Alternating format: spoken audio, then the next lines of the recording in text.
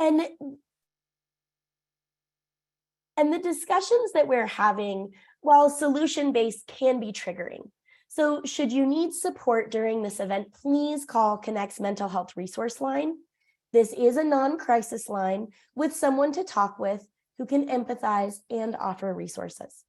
The numbers and email addresses are in the chat. And if you are in crisis, please dial 988. We would love to have you engage on this in this conversation, and you can do that through the chat box. Because we are streaming live on Facebook and because we are recording this in order to be able to share the recording, please feel free to turn off your video and please remain muted. If you have questions, please share them in the comments. At the close of this, or not at the close, but in the last 30 minutes, we will be going through those questions. So as questions arise for you, please put them in the chat and we'll bring them over to have our awesome moderator ask our panelists those questions.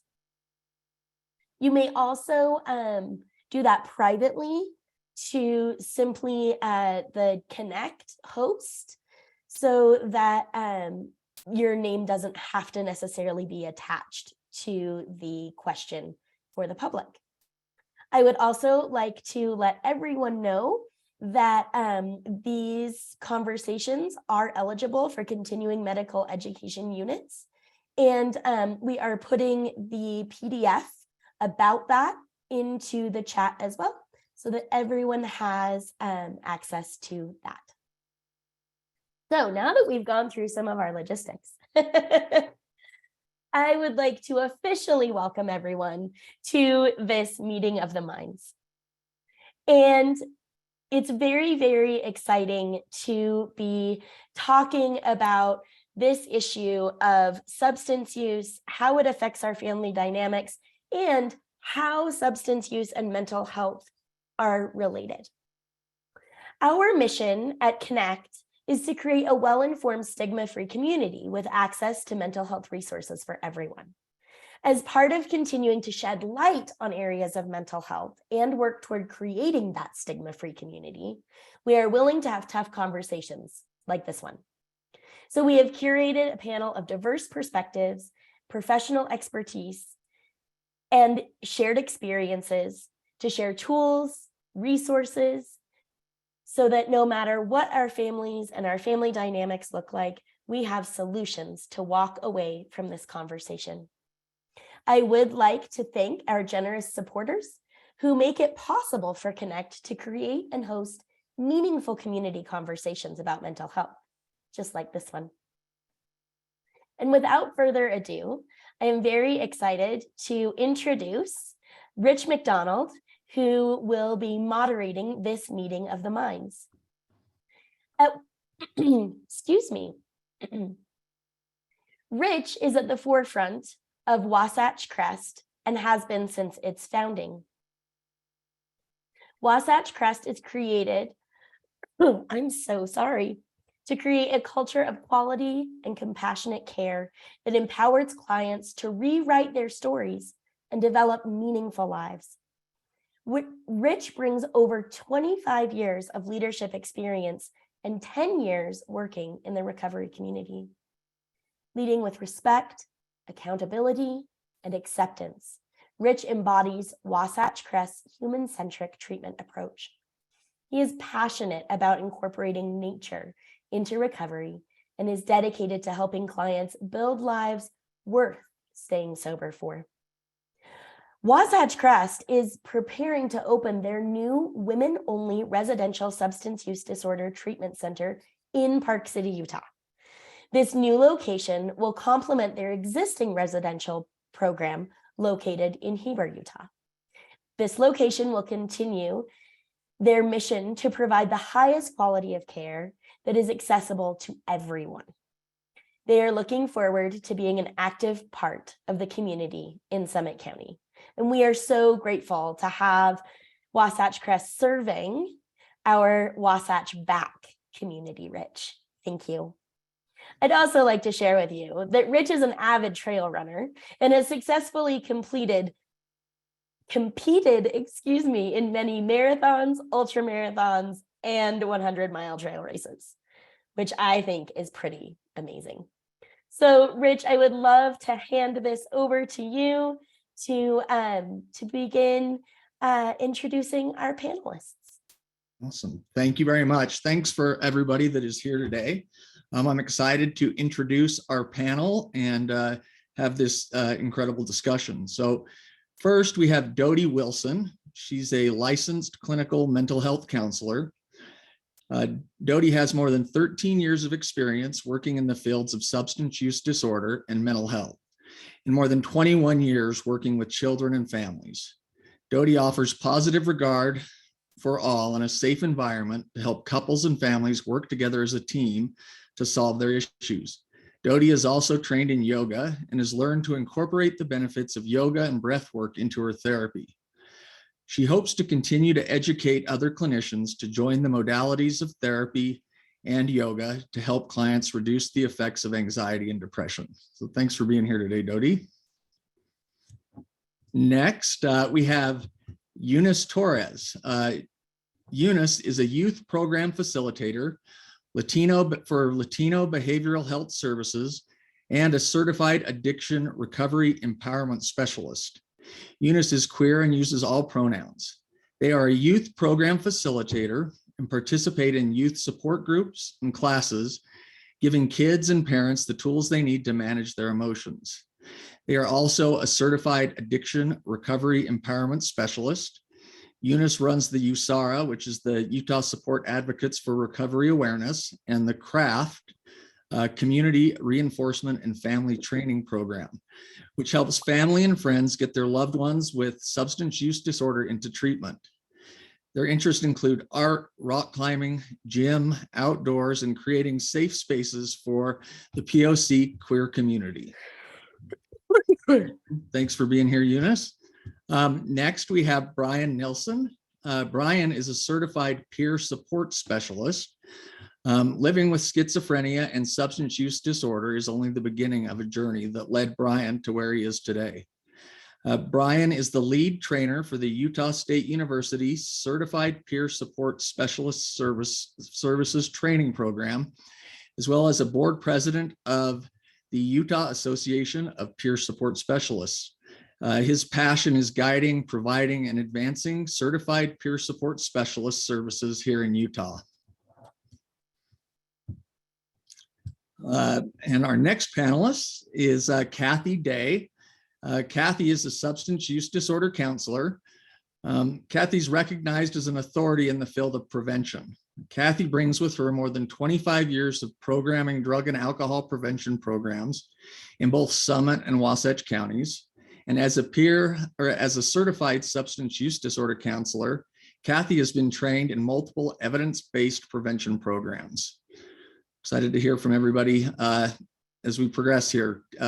Kimberly Toba is our next panelist. She is youth programs facilitator for Latino Behavioral Health Services.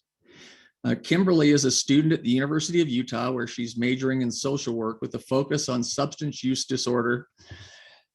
She provides individual peer support, facilitates the youth group, as well as the substance use support group at Latino Behavioral Health Services. And our next panelist is Pamela Bello, ICPS.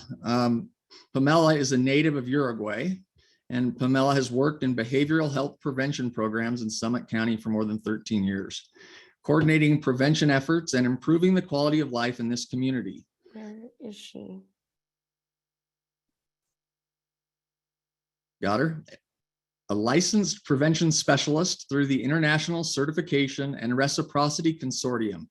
It's the ICNRC, and alcohol and drug counseling, the AODA.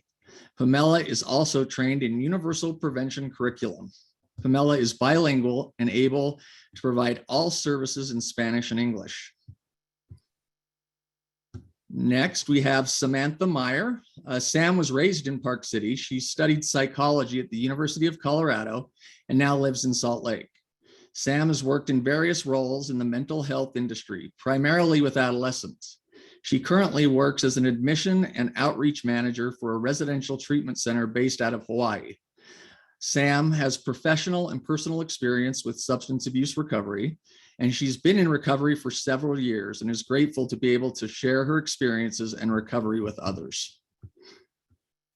And that is our panelists for today. And again, I just want to express my gratitude for everybody being here today. And this is an important conversation we're having. We know many folks live with and heal from substance use disorder. And we're grateful to have folks joining us who are willing to share their experiences. Brian, would you be willing to start the conversation by sharing about your experience of dual recovery and the intersection between mental illness and substance use?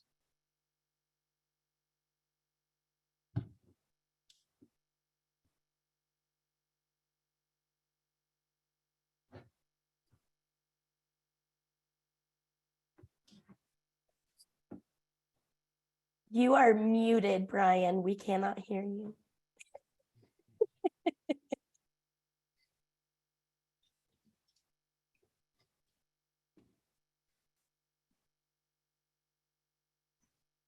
Brian, can you hear me? You're muted. Yay! I did that twice. It's okay. It's just technology. Don't worry about it. So anyway, I guess my story is pretty much like everybody else's, a little dual disorder mixed in. Childhood was rough, which led to a rough teenager. I don't know, a lot of people go through that kind of stuff, but I was in prison, juvenile prison when I was 13. I spent all my juvenile years from then on in juvenile prison. Finally got out around, I was 19 when I got out, and until I didn't have any friends or anything, I actually had a couple of years where I would call myself a normal, fun person, right? Going all that because it was around 89, 88, 89. Everything was kind of going normal. And then all of a sudden, my schizophrenia kicked in. I was still, using weed and doing all the things people did. But I remember the day, it was kind of a dark time in my life. It went from being a cool guy to being the scary person in the community. My family didn't know what to do. Nobody knew what to do. I was alone. Nobody believed anything I was trying to tell everybody because it was probably half cockeyed. That led me on quite a journey through the heavier drugs. Ended up meth being the one that kind of masked my schizophrenia symptoms the most, because the things I was telling the meth addicts was normal to them. And so I kind of fit in. So I had a long journey in and out of prison, doing meth and other drugs, and thinking that was, what was reality. I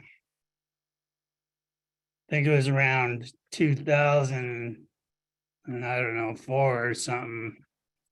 I got lucky and I was on my way back to prison again, and I had a legal defender notice some of my symptoms. He said, we need to get you some help. So they got me some doctors. I ended up in the state hospital for about 1.5 or 2 years trying to get my schizophrenia together. And at first it was just, a game. You guys are nuts.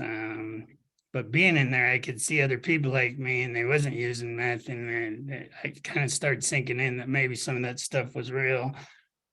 So I spent the whole other rest of the year trying to fix my mental illness, which I did a pretty good job at. I got out, and for about 1.5 years, I was, working at the rec center, cleaning toilets, and employee of the month. I guess I could really clean toilets pretty good for that year, but I didn't fix the substance abuse side. And so needless to say, I went back down that road again. went on a little longer and ended up on my way back to prison again. But at that point, it wasn't who I wanted to be anymore, and I didn't know what to do. So I had a plan. I was going to go commit some suicide and just get it done. Bailed out of jail. Had that plan, but I don't know. The powers that be stepped in. I was back in jail. And the program walked in and asked me if I was done. So I decided I was done. They helped me get into treatment. And I started working on dual disorder. Dual disorder is a lot more common than people think. And I started seeing a lot of people in there that had both symptoms. They had addictions and mental issues going on. And we started working together. It was a brand new program. I did pretty well in that. Went through a bunch of struggles and got certified as a peer support to use my experience in recovery to help others. That changed my whole life. It also became another stepping stool to, this is heavy, trying to take care of myself and help everybody else. Became pretty heavy pretty quick. So I had a couple breakdowns and ended up crying in my room for a while, but I just held on. I didn't just held on, got up, kept going, got back on some stronger meds and just kept going. That journey kind of led me to more of my understanding of how to work dual disorders together. It's got to be a two-part process. You got to work them together or you're not going to get anywhere. So I did all that, did peer support for a few years. I started up a handyman business to try to make some money, and that turned out to be pretty good. I don't think a lot of my consumers knew I had schizophrenia. Maybe they did. Maybe they just liked me. I don't know. But I just kept plugging away. And I've been training since I've been in the peer support movement since it started coming to Utah. From there, I've noticed another need of more dual disorder services in the state. And so I've started another local nonprofit. It's the Utah Association of Peer Support Specialists. That's what its focus is. I'm the executive director of that now. We're trying to guide, provide, and advance peer support into all different areas. Right now, my focus is going to be into probably wellness areas, but I don't know how much of that you want me to share. So I think that's amazing, Brian. And I really, appreciate your willingness to share your story and be vulnerable. And I'll tell you firsthand that the peer support specialist programs and just how effective it is to get people in recovery working in the industry, and we need more of them. And it's a great place to be spending your time. So thank you very much. Yeah. Next, we have Sam. She's agreed to share her experience with us, and so I'll turn the time over to her. Hello, everybody. Thanks for having me. So I grew up in Park City.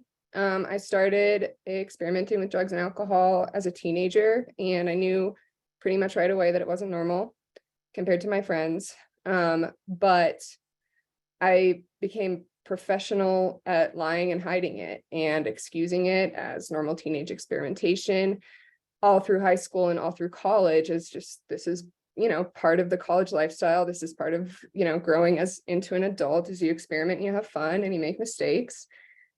And I've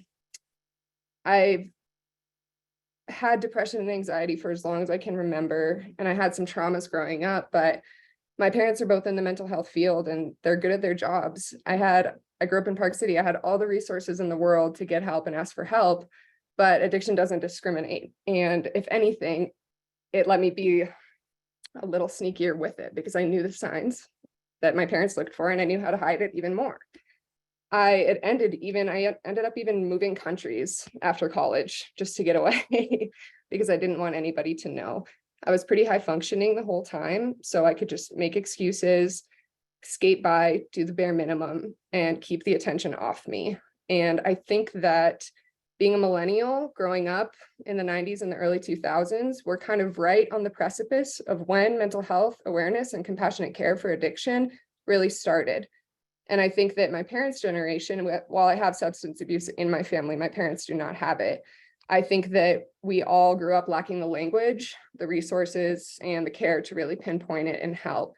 I've been in recovery for several years now, and I've worked with my family a lot to repair relationships and repair trust, because I think that when it all came clear and when I came clean, it was almost a shock to a lot of people. And I think that that was a betrayal that's been pretty hard to recover from, especially with my sister, who always knew, she always saw through me. And we've worked really hard on our relationship. I've worked really hard with my parents too, to kind of rebuild that trust as I, am in young adulthood and growing independence and starting fresh. Really, when I moved home from Mexico, where I lived for a little while, I kind of had to like restart my life and back home in Park City. And it's been an incredibly powerful experience because I can rewrite a lot of my history with people and experiences that I grew up here with, that I felt a deep shame about for a long time. And I think that most substance abuse is the result of shame, trauma, depression, anxiety, and those were all doing a little dance for me for a long time. I was like, oh, I'm depressed. Oh, I'm anxious. Oh, I'm ashamed. Oh, I had this trauma. And I was trying to treat all of that at once. And in the meantime, my substance abuse really took over, and it became clear that I had comorbid disorder. Again, I've been in recovery for several years now, working hard still.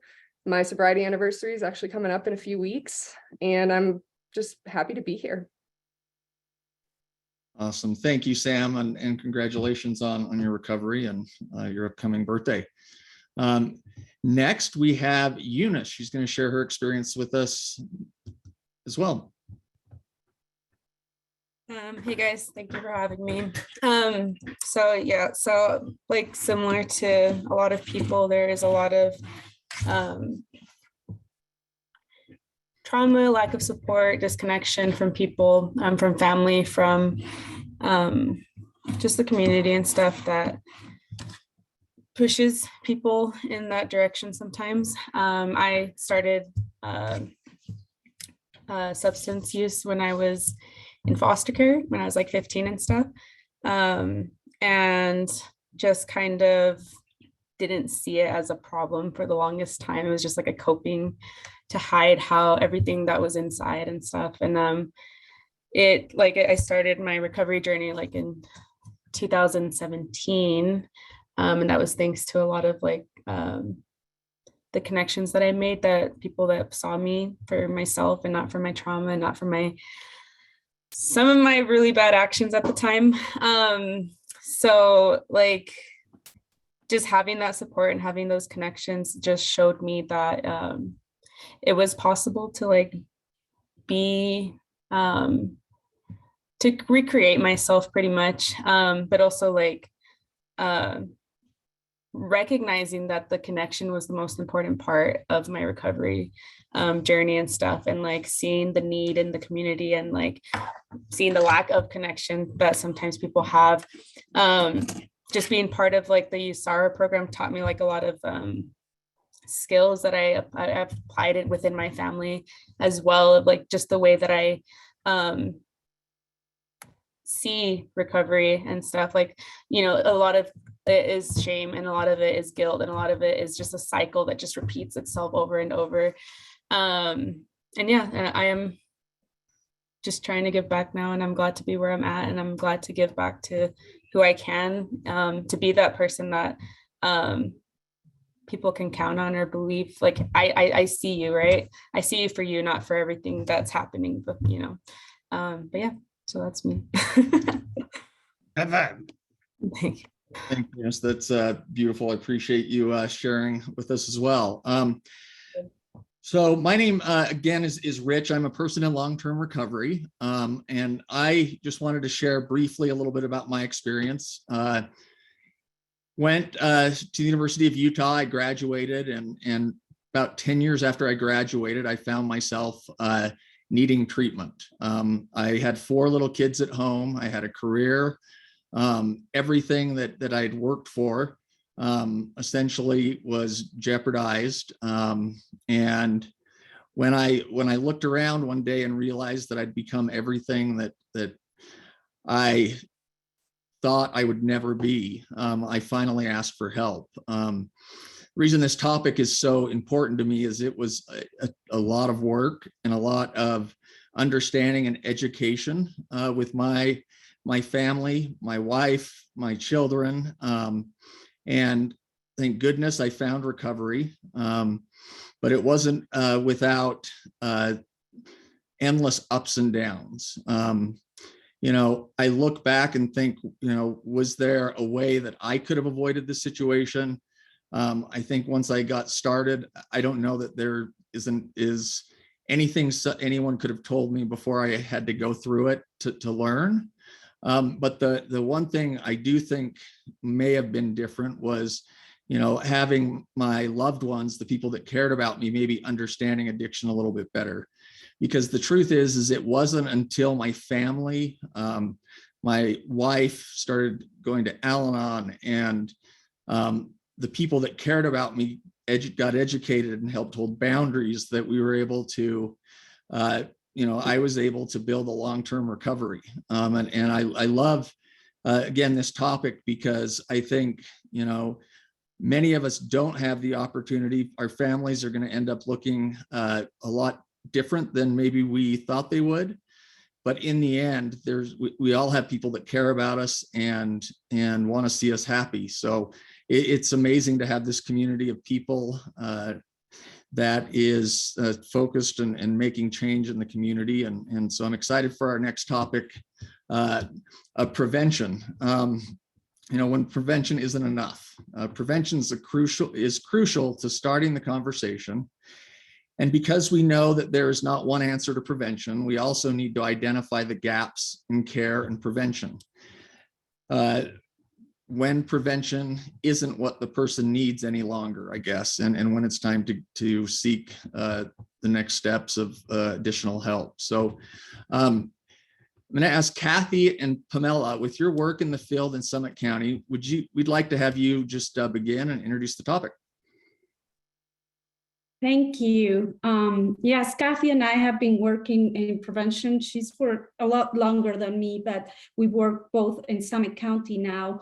And I think that people think about prevention and they think about teens right away, and they never think about prevention. It's we work with all ages, from birth to 100 years old, I like to say. And because there is all kinds of addiction that come at different times. We have people even when they retire that might be bored or depressed, and they don't know what to do with their lives, and they start drinking or using drugs. Or there is people, we talk to the moms when they are pregnant, and we talk to them about prevention and life skills, and we teach them some parenting skills that will help them bring up their kids.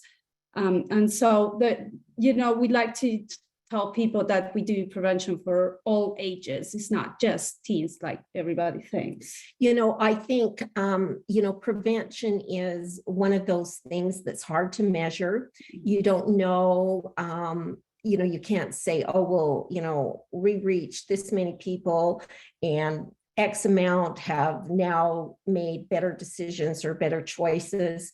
But the thing is, it's important for us to know a few things that are really, important.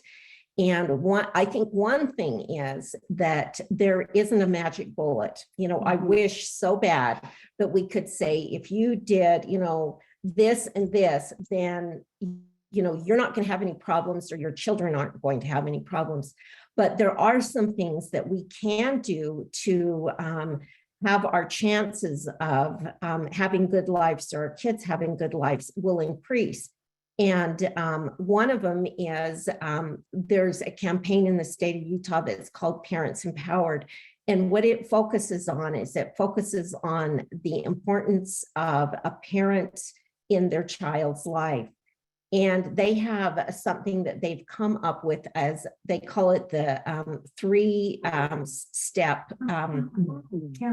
Sorry, Alexa, stop. Um, That had to happen now. right? That they have. Stop. Starts tomorrow at 1 p.m. There's the 3-step process. And the first one is bonding, and that is staying close to your kids, and you can do this by spending time together, having fun together, listening to them, not overreacting. And another one that I'm sure a lot of you guys know and have heard of is just even family mealtime. If you have 5 to 7 times a week, if you eat a meal together as a family, then your kids are 33% less likely to use alcohol underage. And then the second one is boundaries. And basically that is setting clear rules and expectations. And also knowing, setting what the consequences are going to be if those rules are broken. And, the number one thing that kids say causes them to not drink, I shouldn't say causes, influences them to not drink underage is parental disapproval. A lot of times parents think that they don't have an influence in their kid's life, but they are the number one influence and the number one thing that helps kids make better decisions is to have that guidance from their parents. And then the third thing is monitoring. And it's important for us to, know what our kids are doing. There's actually 5 questions that you can ask. Where are you going? What will you be doing? Who are you going to be with? When will you be home? And will there be alcohol or drugs there? And then at that point, we can talk to our kids and help them know what to do if alcohol or drugs are present, and help them know how to handle that situation. And like I said, it's not a magic bullet. This isn't going to stop everybody in the world, but these are some skills that we can learn and that we can implement in our families' lives that could make a difference. Thank you very much. I think all of those are really important points. And I wonder, Kimberly, what do you find your youth group works with your youth group as far as prevention goes, or even, opening up conversations about substance use disorder? Yeah, in our youth group, it's ages 12 to 18, so junior high and high school ages. There's days where we spend our whole group, which is 2 hours, talking about substances and how it shows up in our families, how it shows up in our friends, and just having like those education pieces on how the substances can affect them, how it can affect their relationships, what is addiction, because in the youth, I feel like these words are kind of thrown around, and giving them like the different kinds of perspectives on it, on what it means and how it affects them, can help them understand and also help them educate like their parents, their friends. But in our group, everyone is pretty comfortable talking about these things because there's also no judgment on their experiences or if they have used. And also addressing like the cultural piece of it. Like majority of our participants are Latinx. So taking into consideration how our culture affects the likelihood that they'll use. Like in the Latinx culture, alcohol is a very common substance that's used because it can be used like for celebrations or parties or anything like that. So it's more common that that's found and accepted because of the norm, compared to if the parent finds out if their youth is smoking weed. There's that automatic assumption of, oh, my kid is now a drug addict. So also being able to provide that education and understanding for the parents, and addressing the stigma and also how gender can play a part in it. Like usually if men use, it's normal, but if women use, it's like, that's not very ladylike of you. And that's not something that you should be doing. So addressing all of those things with our youth has always been like really good conversations. And then they know that they can be honest with us and we're not going to make them feel like they're bad kids or they're going to get in trouble. So it helps them know that they can talk to us about these things, and letting them know also that their environment has a lot to do with them using or not using, and if they're using it as a way to cope. And we like to teach them these skills that maybe they're lacking, of what coping skills do you have? What do you do when you're sad? What do you do when you're upset? Like, do you turn to substances or do you go outside and exercise? Like, what are the things that they're turning to feel better? So that's something we also like to focus on with them, is what their coping skills are, and also involving parents as much as we can, like having family days and creating that relationship so that they feel like they have support in their lives. That is amazing. They're lucky to have that space to be able to open up and share. And I like what you said about coping strategies too. It's one way that we can get out ahead of it is help build those healthy coping strategies early on, as opposed to responding when it's down the road that much further. So thank you very much. Dodie, will you share with us some tools for talking with loved ones about substance use? Yes, thank you so much for inviting me and having me here, and what great information. Wow, everybody, what resources here. So that's the first thing I want to start with, is all the resources that are already available in our community or your community, wherever you may be calling in from. There's so many ways to start. I think prevention, looking at, I guess, I'm not sure if Kathy and Pamela are below me in everybody's screen, but first starting, going back to prevention is really just at the foundation, is having these opportunities within your family to just start these conversations, no matter what age that your child is, and being open. So one of the reasons that Parents Empowered really supports the family dinner time isn't necessarily because of dinner, but it's because of the time spending together to reflect. So especially here in our community, we have so many activities that are available, so many outdoorsy families that are hiking and biking and skiing. And these are great ways to start some of these discussions, is actually just spending time and building trust with each other and safety. The biggest thing in that I work with in couples and families is being able to support those open, honest, and appropriate conversations. And by appropriate, developmentally. So it depending on the age of the child, teen, somewhat adult or adult, then how you discuss things and what you share and what you ask might obviously are going to look a bit different. And so as a therapist and previously I ran the community mental health center and started a lot of substance abuse groups, including I helped begin our drug court program here in Summit County.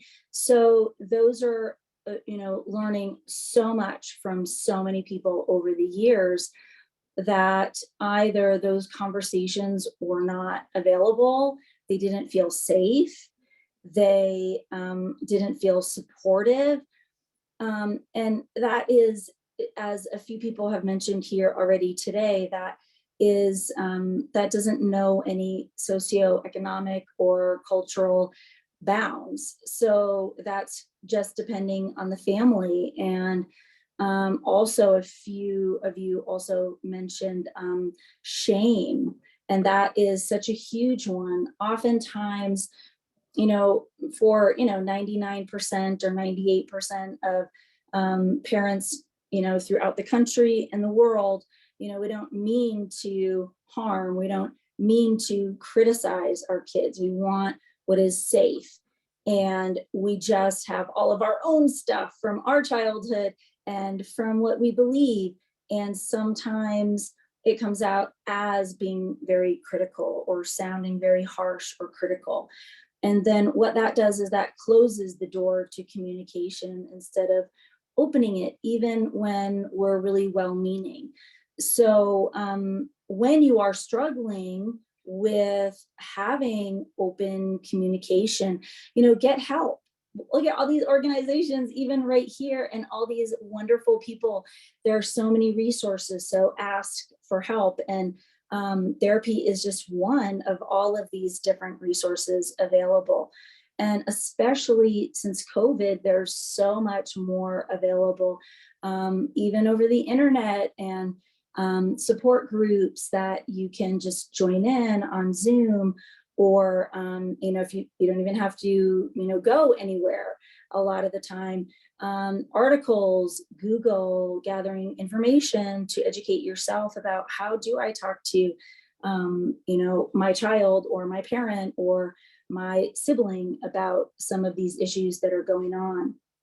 But certainly using help to do that, because even when we mean to be supportive, we can be invalidating. So, for example, I tell families all the time, instead of assuming, get curious. So what is that like for you? Oh, wow, you think this. Our natural reaction when we hear our kids or a family member thinking of doing something that we think is bad, our initial reaction is, why would you do that? And that's stupid. And who told you that? And all that does is shut communication down, rather than, oh, okay, wow, that's really interesting. So you think that looks really fun. Your friends are starting to party, or they're going out and there's alcohol, and you're curious about it. Wow, thank you for bringing that here to our family discussion, our family dinner, or even, on the chairlift while you're skiing or hiking, going for a walk, walking the dogs at night before dinner, or during, any of these things, just having that opportunity, first, the space, availability, the connection, which is Pamela and Kathy talked about, the bonding, having a safe person to do that. So groups at school even, or any of these organizations. And when you aren't able to do that, being able to recognize there's conflict and there's arguing and fighting. And so I need help. I need help to be able to sit and listen and really learn how to validate this perception that you have about drugs or alcohol, and why you think it's important, or why you think it's a good idea. And how can I do that without judging it? We often need support to do that. Excellent. Those are really good points. I think those conversations can be really difficult. And as you mentioned, there's so much support out there. I really appreciate you sharing that. Next, Brian and Eunice. Do you want to share with us a little bit more about the topic?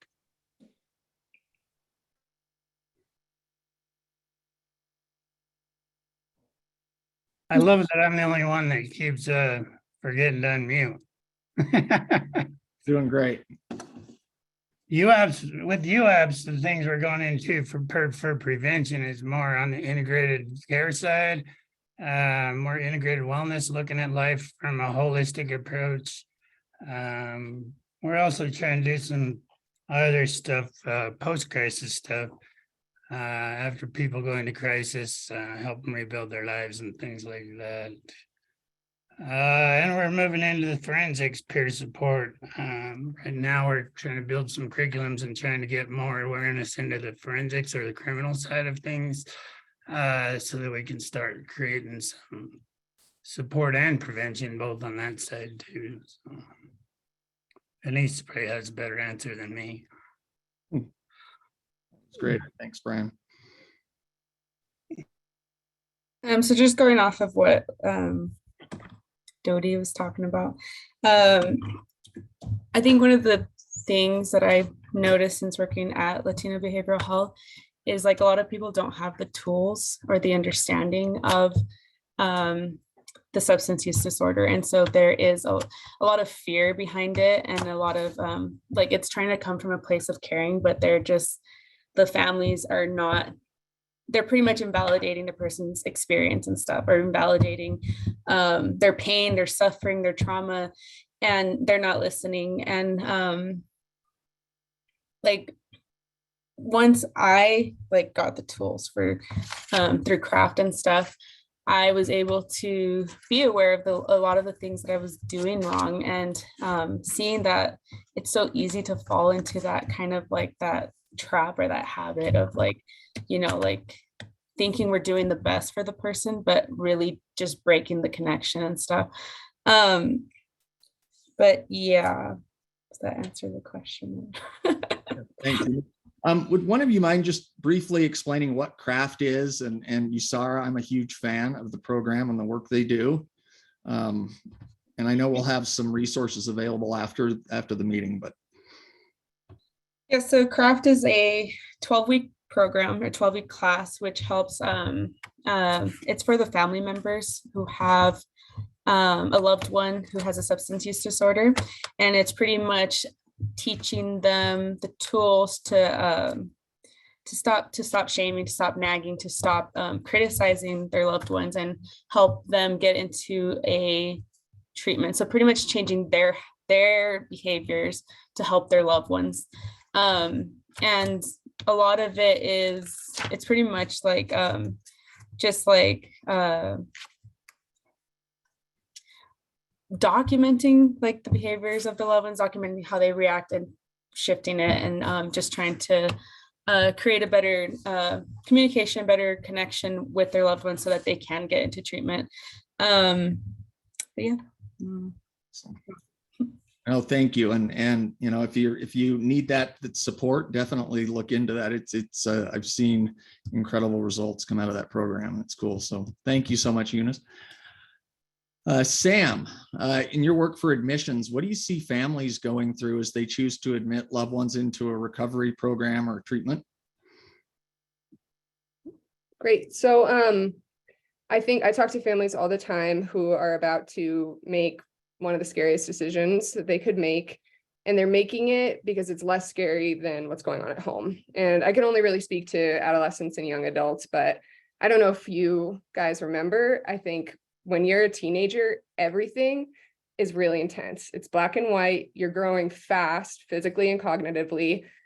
And, teenagers aren't having a glass of wine at night. They're going out on the weekends and they are partying. So when you're experiencing as a teenager that level of distress and externalizing behavior, I think it's very scary for the families, and they're often tempted to meet it with the same level of intensity.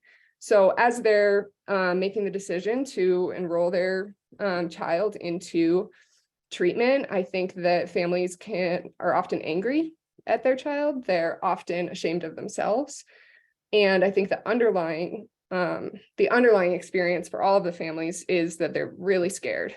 They're experiencing a lot of fear. And like I said, they're making a really scary decision to begin with.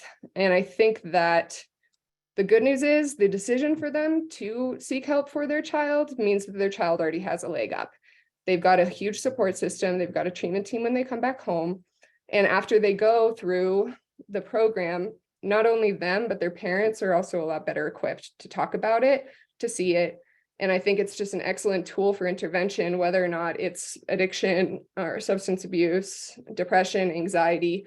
When you're a teenager and you're on the precipice of adulthood, it really is kind of like you're teetering on the edge, right? So I think that intervention at that moment is incredibly impactful for everybody in the family, and can often lead to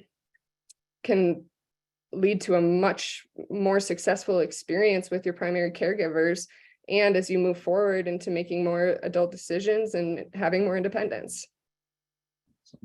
Excellent. Well, you've got a big job, and I'm sure you make a huge difference in people's lives. And when it works out, it's incredible. So thanks for the work that you're doing. Now, this question's kind of for any of the panelists that want to respond, but I'd love to know kind of how cultural differences affect prevention conversations, maybe just a little bit more around that topic. Are there gaps in care across cultural services? Anybody want to take that one? Well, I think having Latino behavioral health in Summit County has closed many of those gaps. It's not easy, and I think what some of these programs they do kind of a prevention and sometimes intervention because the kids are already using that. For me, when I go and teach a parenting class to a Latino family or not, I think in that it's very similar. We all want the best for our families and our kids, but then when we are doing some other things, it's a little bit different. It depends on I don't know. I think you two have the work with Latinos too. You can see that when you work with Latinos, sometimes you have to be more careful on how when you talk about certain things. Because I think Latinos, we are less used to all these conversations. And so we are late getting into the game. So I think, you're a little bit more careful when you talk. I don't know, I'm going to let you two talk because you have maybe more experience with that. Thank you.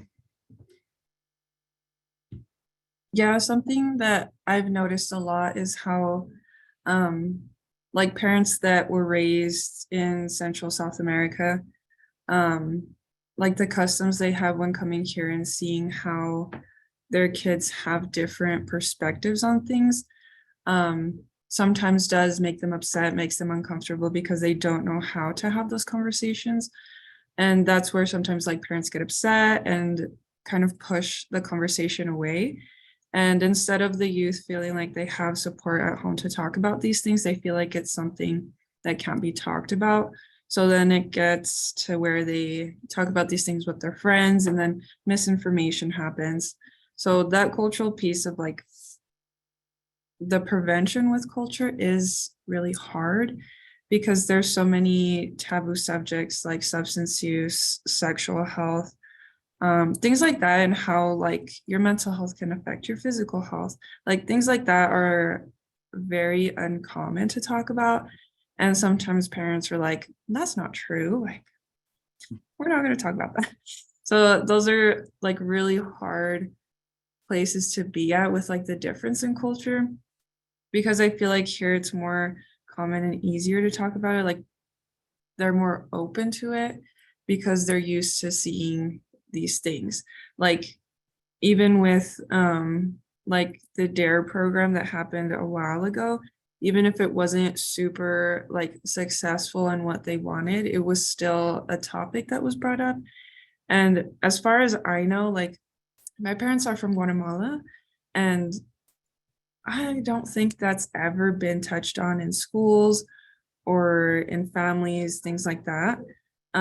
It's just very uncommon to talk about. So that's where we try to incorporate these things slowly.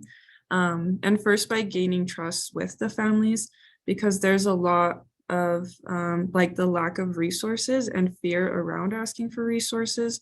So if we're able to create that safe space for the families, then they'll be more open to listening to us if they know that we're someone they can trust. Awesome. Thanks, Kimberly. Does anybody else have anything to add to that topic before we move on? I think,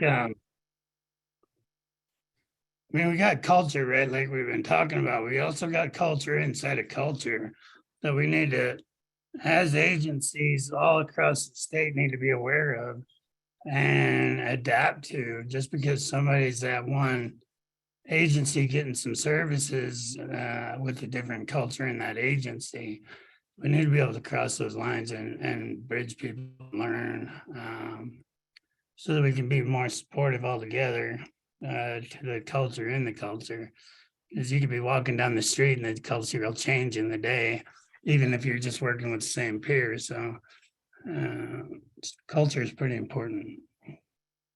It's so important, and it's one of those things that understanding the cultural context around whichever situation you're looking at, it can be a make or break point for people continuing to seek services and care. So make sure that you're asking questions and getting to the right people, because it really is, it's so important. It's crucial for good care and education, and so appreciate that. Okay, so we are right on track, it looks like. And now we've heard about the real life effects of substance use disorder and how substance use can lead to mental health challenges and how it exacerbates them as well. We've also learned about tools for prevention and gaps in care. Now we'd like to touch on the science behind what occurs in the brain and body with substance use and substance use disorder. So I'm going to turn the time over to Dodie Wilson. Thank you. Thanks. So, so as I talk about the brain, I'm also going to incorporate the body. I'm a big believer in the mind-body connection. It's all connected. We're all connected, and our body and our brain are connected. Also, disclaimer, I am not a neurologist. I'm not a brain doctor. I believe there is a neurologist or doctor who's speaking Thursday, I believe, here at the symposium. So yeah, so I'm sure that she can also, answer maybe many more specific things. But the basics of substance use, and especially abuse and addiction, is that we are, is the pleasure pain principle, which is that we want to gain pleasure and avoid pain. And so often, even as, Sam talked about, going to parties as a young teen or whatever age teen, and being exposed to using substances in the beginning, as a teen, as Sam mentioned, our emotions are so big, our brain is developing, as our bodies are developing. And so because everything is so big, there's normal anxiety, there's normal depression, there's a lot of environmental factors that are constantly affecting our world and how we feel about ourselves. Not to mention added social media and apps and coming at us, and all the feeds of TikTok and Instagram and all the others that are just, we can't keep up with fast enough.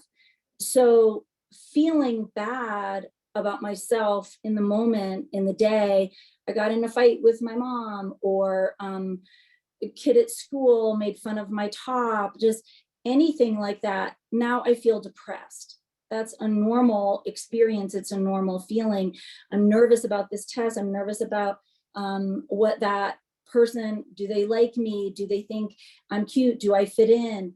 These are all normal experiences that cause a normal level of anxiety, again, or depression, all the feelings, whatever the feeling is. However, when we aren't teaching and we're not learning that there's no bad feeling, there's feelings, they're no bad.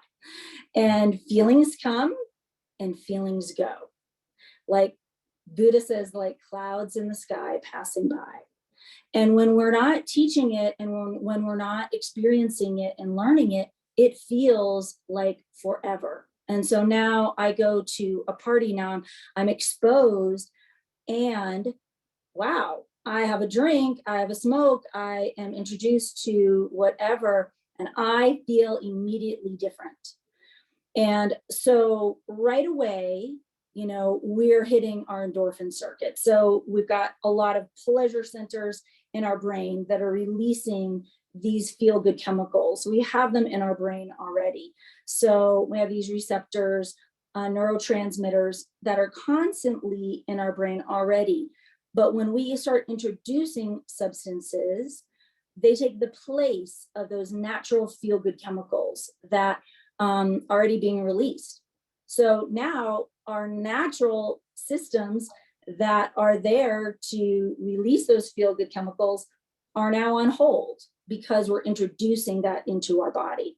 And so that is the beginning of that exposure to that pleasure pain principle, feeling better. Ooh, I know it makes me feel better again and again and again, and avoiding pain as well. So I feel bad about myself and I don't want to feel bad anymore. So a combination of both of those, and maybe even sometimes they're the same.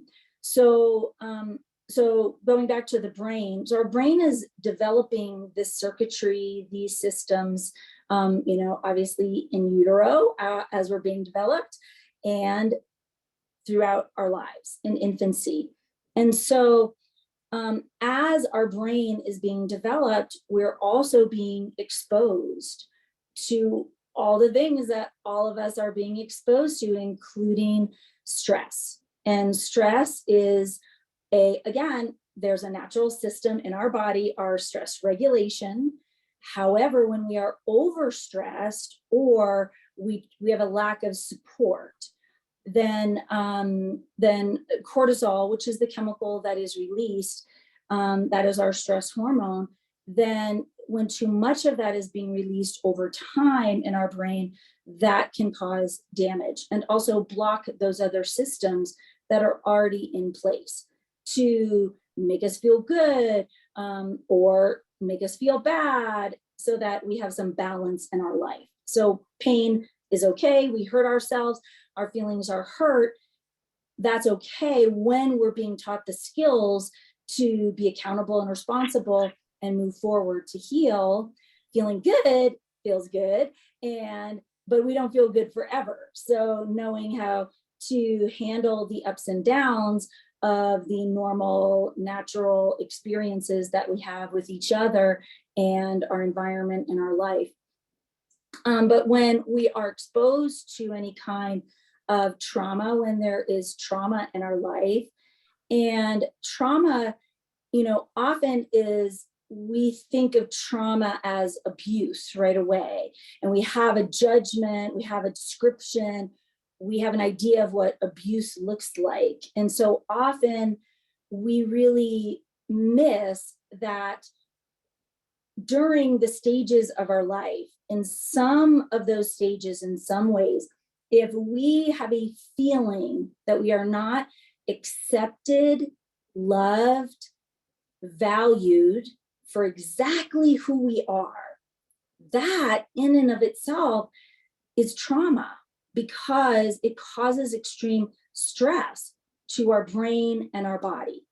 And so those are things, again, that we need to be talking about. So again, kudos, Connect, for destigmatizing, talking about all of these things. The more that we talk about these things, then the more we can understand how they affect our brain, how they affect our body, and how can we move through them? How can we heal? What do we need to heal? And how, and again, going back to support, what support do we need to do that when we do need support? So the brain is always trying to find that balance of homeostasis. So when we are introducing substance use and more substance abuse, all the feel-good chemicals cannot be naturally released. And not only that, but now the brain needs to find that homeostasis. So now the brain is going to stop introducing the natural feel-good chemicals and trying to find that balance to also, you know, introduce a little bit of that pain, that discomfort, that feeling agitated, anxious, depressed. So now that's the beginning of addiction. And so now, oh, we need that again and again and again and more and more. And so that is how we are changing the brain throughout our development as our brain is being developed. The pleasure centers in the back of the brain, the amygdala, and, you know, again, I'm not a doctor, so I don't want to get into all of the parts of the brain that I'm sure our doctor will on Thursday. But basically, we are affecting the brain and continuing to cause damage that we also know can be healed over time, and then leading to, I think one of the things that I was asked to just kind of mention was that, our frontal lobe, right, where this is our higher order thinking, pros and cons, should I be doing this, should I not, that is the last part of our brain to develop. And now there's research, that even into our late 20s, our brain is not fully developed. So looking at all the things that are environmental and emotional that affect and produce feel-good chemicals or pain and stress, those are all things over the course of our lives that are going to affect our brain development and emotional development, body and brain connection. Probably I'm out of time now. I could go on for hours. No, it's thank you so much. It's such a fascinating topic. And, one of the things that is always interesting is to show, or when you start talking about addiction and the disease model and being able to understand that there's biological changes in the brain is really eye-opening to a lot of people. And there's some fascinating work being done. And I'm really excited for the keynote speaker. There is a video that it's a MD from Utah named Kevin McCauley, and he's got a video called Pleasure Unwoven, and he uses real life experiences to explain the brain biology, the changes that occur, and the prefrontal cortex and the stop system. But I think you can find it at drkevinmccauley.com or just Google Pleasure Unwoven. It's fascinating seeing the functional MRIs and actually the differences that occur once somebody's in their addiction. So appreciate that discussion. Now we have some questions from the audience, which is exciting. So I'm going to do my best to send them to the folks that might be able to answer them best. But for the panelists, feel free to add to it if you think we're missing something. So first question is, what do you see in families when there is not substance use disorder, but there's regular use of substances, such as drinking a glass of wine each night, recreational marijuana use, etc.? How can parents still teach prevention when they might look like a hypocrite? Do you want to take this one, Kathy and Pamela? You go ahead. The thing is, drinking a glass of wine every night is not a high risk choice, and so I think the important thing is to, try to, teach our kids that, it's not so much about, say drinking, if you're of age and you don't have medical problems that, might be increased, there's nothing wrong with it. But, what it boils down to is it boils down to how much and how often a person, drinks. Anybody can become an alcoholic if they drink large quantities very often. But to have a glass of wine with dinner, you're actually mirroring and setting an example for your children that you are drinking in a responsible way. But the thing is I think it's important for kids to know that, their brain is developing. In fact, one of the things that I think is so fascinating is an adolescent's brain is developing at the same rate as an infant's brain. And would you give an infant alcohol or let them smoke a joint or whatever? You wouldn't, because that's harmful to them. Whereas, their adolescent brain is developing at that same rate. So I think it's just giving them the information that, some things are appropriate at one age and sometimes not another, and how it can affect their future. You want your kid's future to be the brightest and the healthiest that it can be.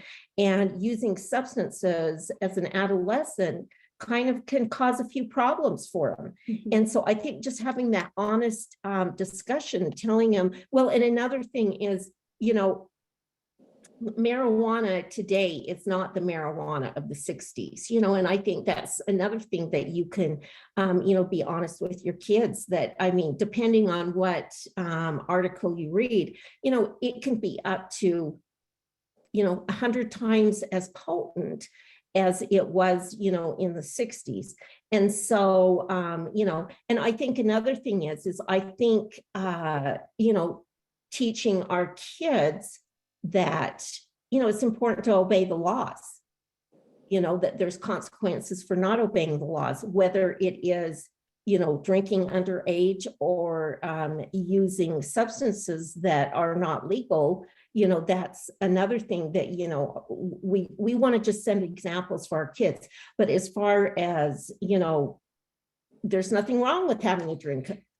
I think that, like Kathy said, that we've been talking about, the most important thing is to have a conversation with your kids, and talk about it and see, because like Kathy said, you can explain to them the differences about them maybe having a drink and you. And so that conversation and that feeling of being comfortable in the family, being able to share and ask, I think it's very important.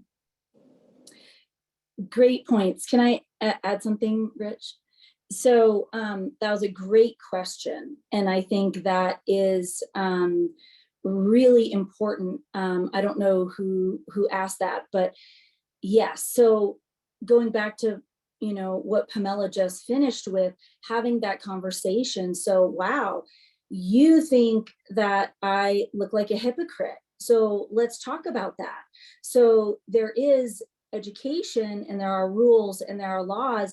But if we're only just talking at our kids and telling them the rules and the laws and why they can't and how their brain is different, then we're shutting down that open dialogue that's so important. So, wow, you think, so tell me, what does that bother you? Even if I'm drinking responsibly, I'm having a glass of wine every night.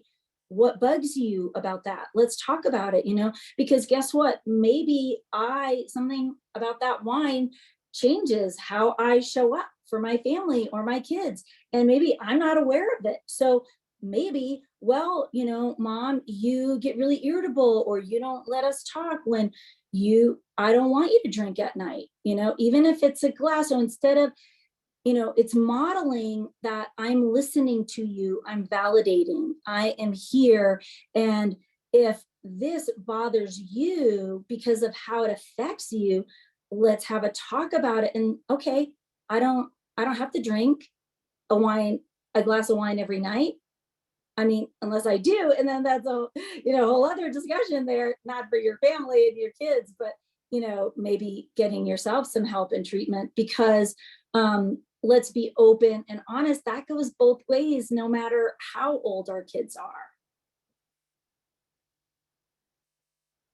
Rich, you're muted.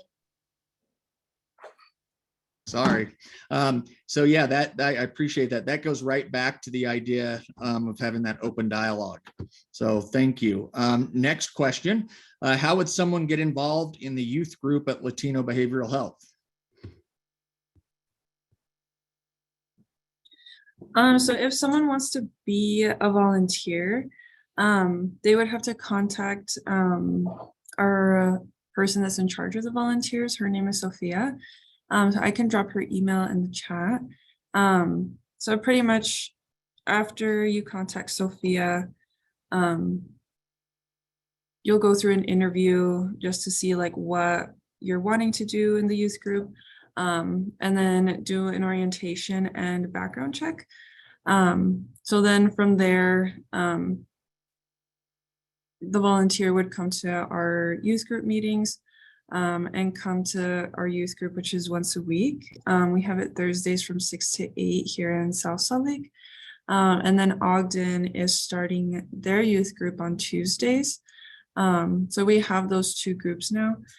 And pretty much like the youth group is very flexible. So if the volunteer has specific ideas on what they want to talk about with the kids, then we're really open to it. And then for youth to be in the group, they just have to be 12 to 18, junior high and high school. And the youth can also be like a participant / volunteer, like if they want to help lead conversations, if they want us to talk about a certain topic or go to a certain place, then we can figure it out and do that. We like to give the youth a lot of options, and the group is for them, so we do what is most beneficial for them. And they can come from any school, any city, it doesn't matter. They can contact me for more details about it, or Eunice for Ogden, and then me for Salt Lake. But yes. Excellent. Yeah, thank you very much. And so you'll throw that email in the chat. Awesome. Thank you. One of our audience wrote the dinner table conversation hit home. At Connect Dance Play event in May 2022, the health department brought them for their service table at the mental health fair. Kathy and Pamela, does the health department still have the conversation cards? Yes, we have the conversation cards. So they are called chit chat cards, and it's a deck of cards. And then each member of the family grabs one, and it has different questions, or start different things to start conversations. And so that helps the family at the beginning, when you're not used to talk about things, talk and touch in different things. We talk it. Yeah, it's great. We have it in Spanish and in English. They are free. Anyone can contact us. We can give them to them. We're happy and to. like even your organization, we have like hundreds of them we get every year. And so like if you have an organization or something like that, we can give more than one deck. Yes. We can, we like to distribute them. So anyway, yeah, and it's a great way to have conversations. And some of the questions asked are very simple. It might be, what's your favorite food? Or another one might be, who's your hero and why? So some of them are very light and other ones are a little bit more thought-provoking. And one thing I always like to say is that they are not just to be used in, during dinner or a meal. It's great to have them in the car on a long car ride or stuff like that, different places that you can use them. Absolutely. No, those are great. And sometimes it feels a little silly the first time, but try it. They're incredible. So if you have access to those, pick some up. It's a kind of a cool way to get people talking at dinner and other occasions. So thank you very much. Our next question is, how can one manage the balance between instilling trust in your children and teaching prevention in order to open a line of communication? If or when the child is in danger. For example, I trust you to make smart decisions, but I want you to be safe. Who'd like to take that one?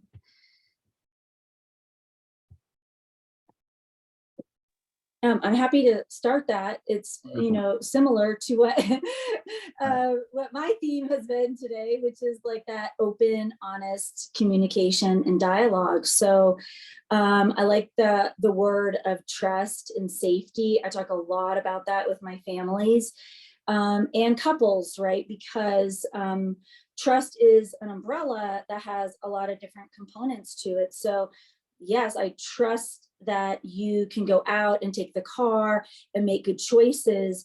And then we talk about those. And when you don't make the best choice, or when you don't always make good choices, because nobody's perfect and your teen's brain is developing, instead of I trusted you and you now I cannot trust you at all, I don't feel safe, you can't. That's shaming, right? And that's what we tend to go to because we're scared and we don't want our kids to get hurt or make the wrong decisions.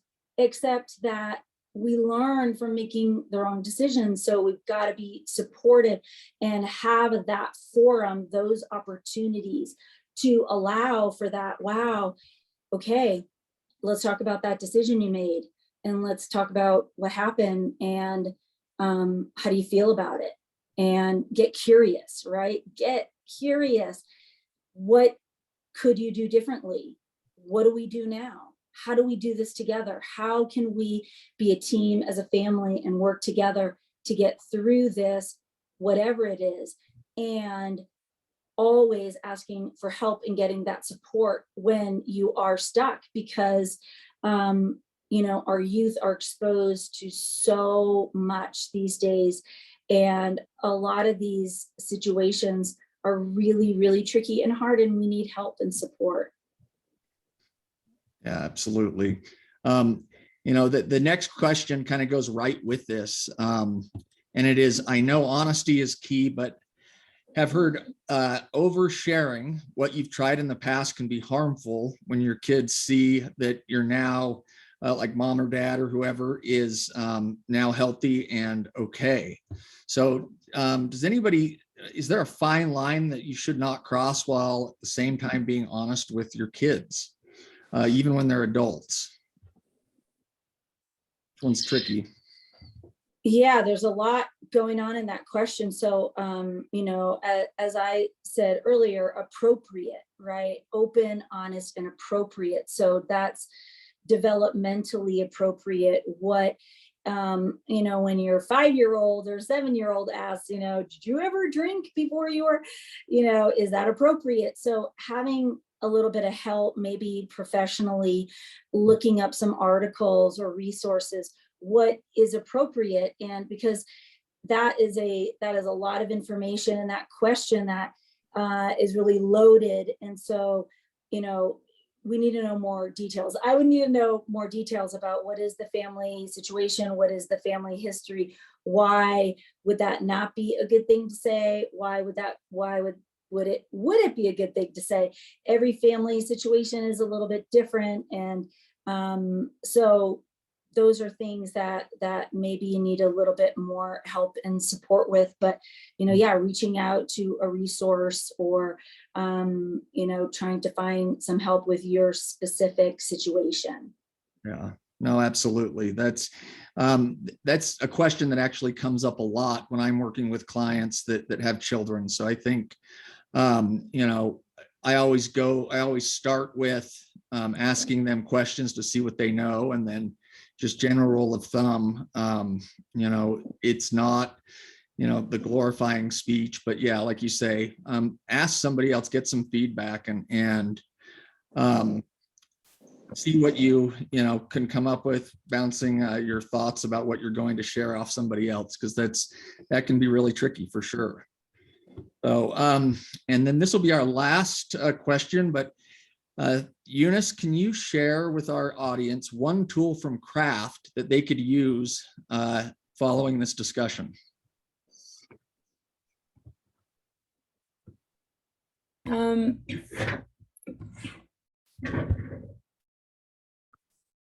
So like the tools that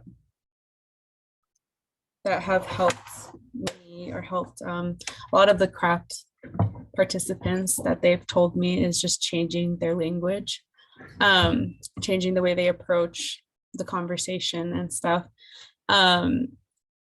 So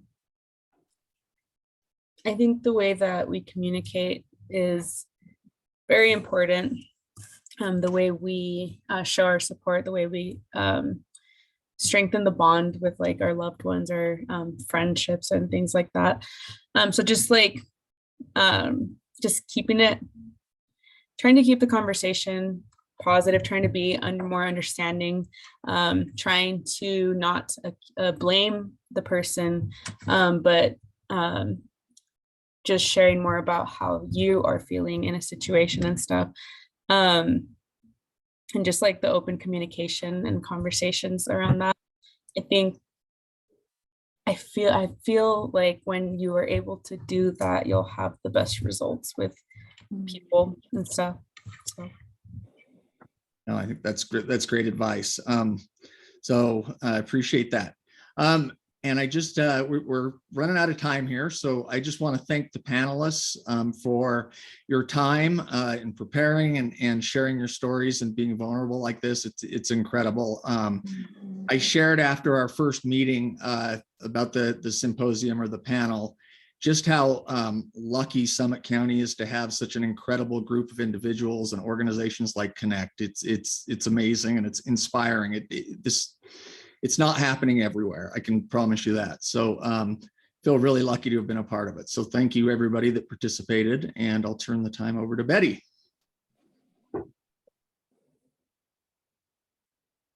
Thank you so much. And thank you to all of our panelists.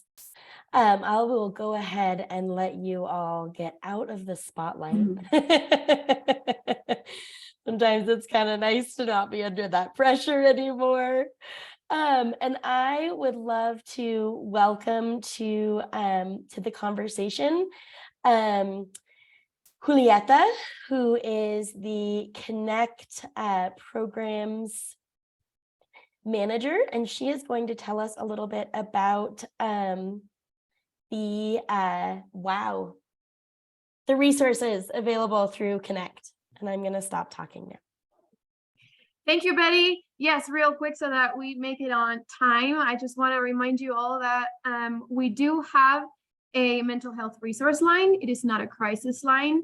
However, we have Jackie, our peer navigator, who is there to listen to you, judgment-free zone, and try to guide you through whatever it is that you may be looking for, either finding a therapist, finding mental health, financial assistance, or whatever that may be. So the numbers are right here. We also have a website, connectsummitcounty.org, where you can access our financial assistance program for mental health. Anyone and everyone is encouraged to apply. We really believe that financial barriers should not stop people from getting the help that they need. Please know that there are, like Rich said, plenty of resources in our community. And we know that when we are under stress, it's hard to find them. And that's why we are here to help you connect to those resources that are available to you. So thank you. Thank you so much, Julieta. Really, really appreciate that. So to close this event, once again, I would just love to say thank you to everyone who made this event possible. Excuse me. I also would like to let everyone know that we still have 2 more events happening within our State of Mind event. Tomorrow, we will be discussing the topic of embracing the process of aging. It will be from 12:30 to 2 p.m., just like this one. And on Thursday, as was said before, thank you, Dodi, for plugging this. We do have Dr. Vlopita joining us as our keynote speaker at the Blair Education Center to discuss brain science and how it really relates to resilience, mental health, and addiction. So we are very, very excited about that. We would also love it if you would please take 1 minute to complete our feedback survey. We're going to put that link into the chat. This feedback survey lets us understand more about what it is we can do better. It lets us know how this event, and we would love to know how it was for you.